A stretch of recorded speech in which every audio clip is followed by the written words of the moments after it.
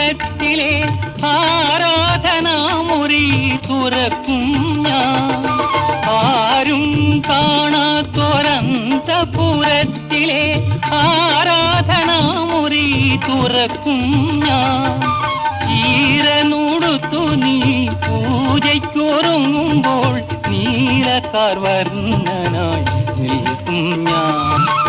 ഈരനുടുത്തു നീ പൂജയ്ക്കൊരുങ്ങുമ്പോൾ നീലക്കാർവർണ്ണനായി നിൽക്കും ഞാൻ.